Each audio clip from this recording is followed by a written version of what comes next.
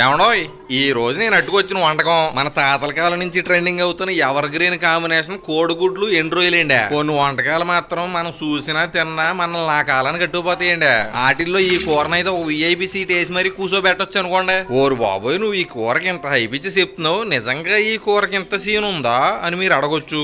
ఏండే సింత సీగురు తిన్నోడికే దాని పులుపు తెలుతుందండి. అలాగే ఈ కోడిగుడ్డు ఎండ్రోయిలు తిన్న నాకు దాని రుచి తెలుసు కాబట్టి ఇంత చేసి చెప్తున్నానండి. మీకు ఇంకా ఈ కూర గురించి ఏమైనా డౌట్ ఉంటే మీ ఇంట్లో పెద్దోళ్ళు ఉంటే గనక దీని గురించి ఒక్కసారి అడిగి చూడండి. దీని రుచి ఏంటో వాళ్ళైతే కరెక్ట్గా చెప్తారండి. అప్పట్లో వాళ్ళు వీటిని నాటుకోడి గుడ్డులో కలిపి వండుకునే వాళ్ళండి. మా ఊర్లో అయితే ఒక్క నాటుకోడి గుడ్డు వాల్యూ 20 రూపాయలండి. కోడిగుడ్లని మామూలుగా వండుకుంటాం కంటేనండి కూసంతసేపు నూనెలో వేపుకుని కూర వండుకుంటే దాని టేస్ట్ ఒకటి కాదు రెండు కాదు ఒక 10 మెట్లు ఎక్కేస్తుంది అనుకోండి. మనం ఎప్పుడైతే ఈ కోడిగుడ్లు ఎండ్రోయిలు కూర వండుతామో ఆ కూర రుచి అంతా వెళ్ళి ఎక్కడ ఉంటది అనుకుంటున్నారో గుడ్లలో అనుకుంటే మీరు ఎండ్రోయి తోక మీద కాలేసినట్టే ఆ కూర రుచి అంతా వెళ్ళి ఎండ్రోయిల్లో దాక్కుంటదండి. ఎప్పుడైతే ఆ ఎండ్రోయి తీసుకుని మన పంట కింద తీసుకుని కటక్ మన కొరుకుతామో ఒక్కసారిగా దాని రుచి అంతా మన నోట్లోకి దిగి బ్లాస్ట్ అనుకోండి. పుస్తులమ్మైనా సరే పులసను తింటమే కాదండి, పుస్తులు అమ్మాల్సిన అవసరం లేకుండా ఒక్కోసారి ఇలాంటివి కూడా ట్రై చేయండి. అన్నట్టు చెప్పడం మర్చిపోయాను, మన ఇన్స్టాగ్రామ్ అకౌంట్ కి 50K ఫాలోవర్స్ పూర్తయిపోయారు.